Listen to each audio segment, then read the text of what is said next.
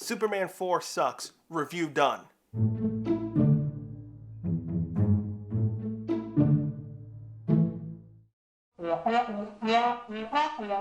What do you mean not good enough? Superman 4 had a woman survive in space. It doesn't deserve...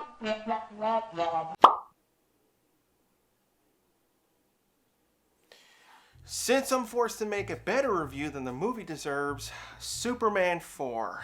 What's not been said about it? Okay. Let me give it a fair shakedown. Let's go with the good first. Superman 4 was the fourth and final attempt at saving the movie franchise, thanks to big mistakes between Superman 3 and Supergirl. The story brings things back to basics. The return of Lex Luthor, going against Superman on equal grounds, with his genetically cloned nuclear man that makes no sense. The good. The story itself, I think, is decent. A lot of things just got dropped with Superman 3. Lois was written out for a new character. The Daily Planet really had zero to do. Superman 4 brings these two things back. They gave the Daily Planet a B story, and it also links to Clark. The world is changing. Less people want farms. Newspapers in modern times want huge headlines, while the Daily Planet was the few that kept its integrity. It all comes back to Clark. Should he move on from his past, or should he stand for his ideals? Plus, they bring back Krypton. Like the first two films, we come full circle. The last thing that remains of his home is something that his mother left him. All these things around Clark gets us to see that Superman isn't so super.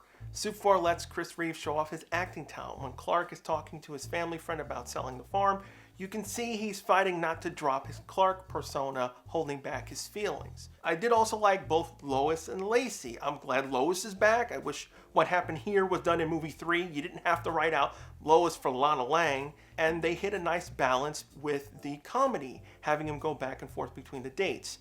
As for Lacey, the actress really didn't have any chemistry with Reeves, but I did like that she did learn a better way to be around people thanks to Clark's personality. What else is there?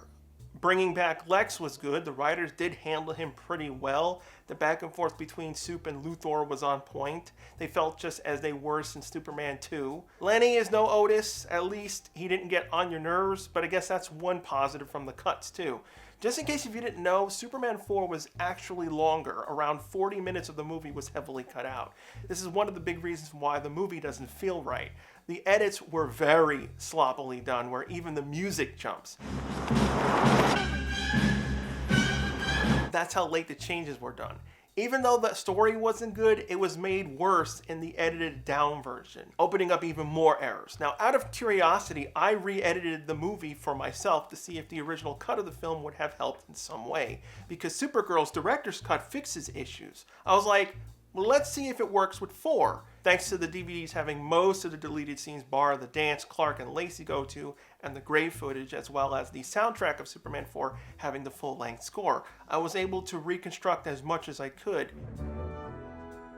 She might need a nap, sir. She's been for quite a spin. Did it help the film?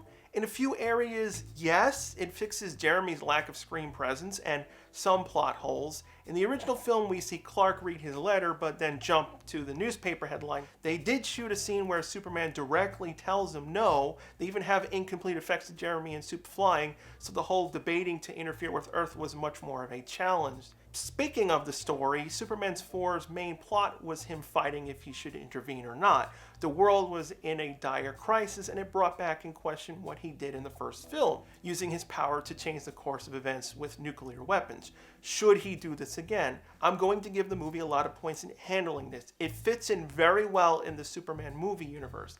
They tackle the subject logically.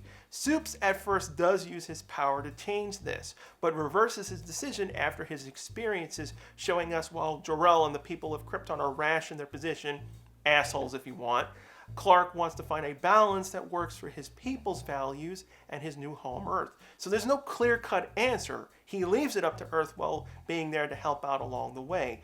This is how you should tackle something like this. While in recent comic storylines they have John Kent's Superman be a part of a protest group that's against pollution and other things, that makes no sense. You have to fit what you want to talk about within that universe. Remember when I talked about Superman 3 being shaped around the comedy? That's why these comic stories are not good. You're shaping the universe around your story. Technology and other worlds are established in the DC comic universe. We've had people build places like the Watchtower, not to mention countless heroes and villains. A direct pollution story does not work. Pollution should have long been solved in DC Comics, either from heroes' direct interventions, such as Superman freeze breath to refreeze the poles as a stopgap, but the technology to build places like the Watchtower would allow the invention of fusion power. Fossil fuels would be eliminated, let alone powers of other heroes and villains. There's loads of examples I can pull out of my head. Weather Wizard, for one, correcting damage from climate change, copy his tech, or Poison Ivy's expertise on plants. She can grow super giant trees to suck up the excess carbon. If you're going to tell a pollution allegory, you have to do it in a sci-fi way. A simple idea. Instead of having John Kent standing around in protest for no reason, the story is changed to an invading species where they attack Earth, trying to terraform Earth into something else, where they use things like greenhouse gases to convert it. There's your allegory while doing a story that makes sense. That's all I can muster for Superman 4. It's smarter than current comics. Oh wait, one more thing. They had the brains to put back John Williams' opening. The real villain of the movie was the budget. I thought losing $20 million to make Superman 3 was bad. How about making a movie on $17 million? That's low for even 1987 standards. And this movie had more visual effects than Superman 3. The reason why the effects look like ass was they changed the way they did them, plus not giving them time to prepare shots better. I'll try to keep it simple. The flying scenes look really good in the first two films because they were filming in front of a projected screen. The backgrounds were really there behind the actors. Sup 4, they decided to film every flying shot in front of a blue screen. So now they have 100 blue screen shots to work on top of them filming a character that wears blue. So the compositing looks like ass, just to not make Soup's costume vanish. Every corner was cut or rushed, so you have errors all over the place. There's one shot of Nuclear Man where he's following Superman back to Liberty Island, but his close-up has him flying towards Metropolis. There's a shot where you see both Sup and Nuke standing in space. Because of them rushing production, there's loads of other shortcuts done, such as the effects team having to remove cables because they couldn't work on lighting better. It's really noticeable when they fight in front of Liberty's pedestal and when Superman gets hit by Nuclear Man's blast on the moon. They animate this long line of fire that doesn't make sense. It's just there to hide a visible cable. Even things that should have been model shots like the Statue of Liberty were all messed up. They go back and forth between a large size one and a blue screen one with no care to scale. These shots are particularly bad because they used lots of stock shots of New York, so the lighting changes in each one. They don't even try to color correct Superman to match. Want an example of good effects?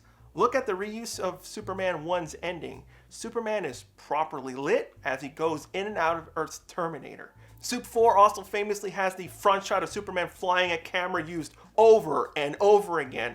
Another one is when they have Superman fly away after the train rescue. He somehow shrunk down. I also need to point out this is supposed to be Metropolis, but they messed up the Liberty ad behind Superman saying New York. The cape shot when it's falling was done on a blue screen. They couldn't even do that for real.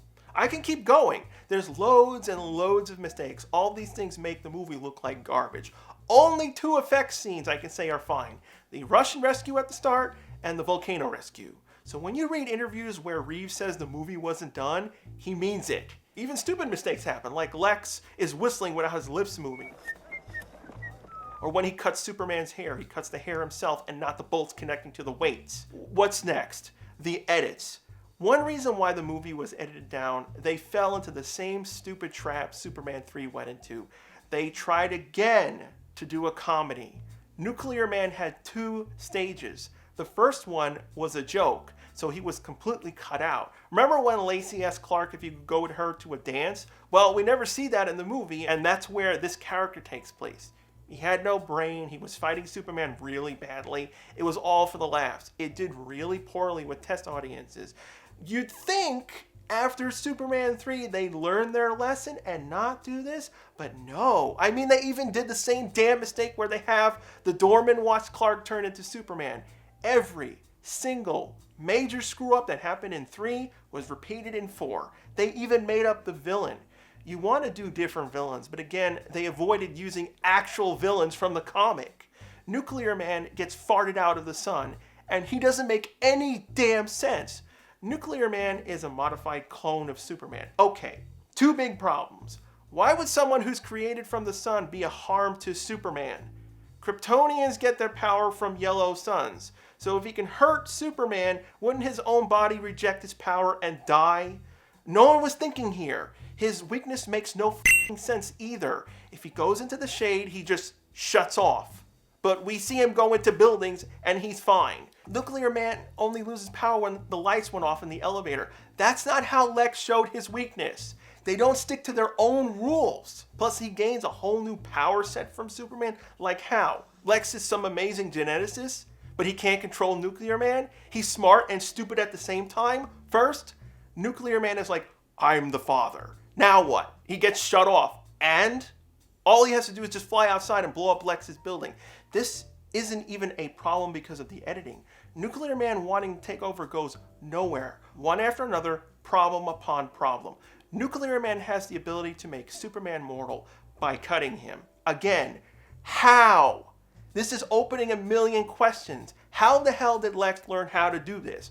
All while in jail. He's smart, but you can't go this far. Then again, we're in a movie that gives Superman the ultimate power of plot holes. A lot of arguments revolve around how Superman is basically a god. He's OP. He should be able to win any fight. If you're a good writer, you can work around this. But the movies gave him powers that made this way harder. I won't defend the first film. They shouldn't have given him the power to reverse time. But at least that power, you can say Clark won't ever use it again.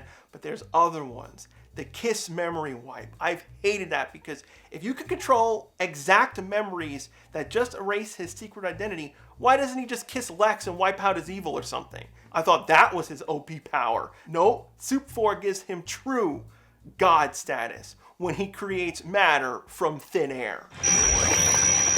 I laughed my ass off when I first saw that. This is their jump the shark moment. This power makes all the entire movies pointless. What's his limit? Can he only recreate inanimate objects or can he recreate people? What's the point of him going back in time? Just regrow Lois with your blue beams. Why didn't he rebuild the dam? I don't know what's worse. Giving him the power to control matter or when Lacey's alive in space being pulled down by gravity? 4 has the better story over Superman 3, but 4 completely messes up the universe. I can't anymore with this movie. The horrible editing is too much for my brain. Remember the ground fight where they make people float and Nuclear Man got a nuclear boner for Lacey out of nowhere? Not only does he leave Lex Tower, the next shot has him flying towards Lex Tower, lands in a random street to find Superman standing and waiting for him. So Clark can read minds now. How do you know he was there? Then he flies his way up Lex's building because they just used the Lex set and the elevator roof was Lex's building. So somehow a big U-turn happened off screen with Nuclear Man's IQ dropping 500 points. Even the damn logo has a mistake. They put it in the wrong aspect ratio. You can see it's set to 185, but the movie's in 238. Notice how the color logo doesn't line up to the animation effect of it coming in? Here, I'll fix it to show you what I mean. The end credits were also screwed up the same way. From little mistakes to major story issues. This is why Superman 4 is abysmal. I will be fair with one thing. The technical problems all fall under the company. Basically, a small company had bought the rights from Salkind to produce Superman 4. They were in bad shape, close to bankruptcy, and the movie was supposed to have a budget of $32 million. That was already lower than Superman 3, but it got slashed in half. And they fired the original effects team during production. That could be the reason why some of the effects scenes were good, but the rest of the problems in the script all goes to the writers. How would I fix the movie? I know a few of you are probably thinking, well, they did a clone, why not do Bizarro? Good idea, but no way to do the split screen effects needed. A more easier option would have been to use Metallo. Metallo would have worked with Lex and would have been easier to believe he was in control of him because he'd be powered by kryptonite. His makeup would be similar to how they did the Terminator in the first film. Just have his face show it. You don't have to go super advanced, just have him hate Superman because he tried to steal something, got caught, got hurt in the process. Lex breaks out of prison, builds up his resources with the help of John Corbin. This is how I'd link the two characters. They don't really trust each other, and he fights Superman. I'd also tie this into Lacey. I would have Corbin find out Superman's secret, where he kidnaps her. But I would keep the subplot of the Daily Planet from the original film. Time is passing him by, his mother's life-saving crystal, and instead of a mortal wound from Nuclear Man, it would be a shard of kryptonite shot into his body. Why is it so hard for the Superman movies to use other characters? There's so many different villains I want to see done, but they either suck off Zod every time, or they blow their load with Doomsday way too early. Can we get a series of Superman films with lots of cool villains and build up the universe properly? That would be much better than rushing crap out.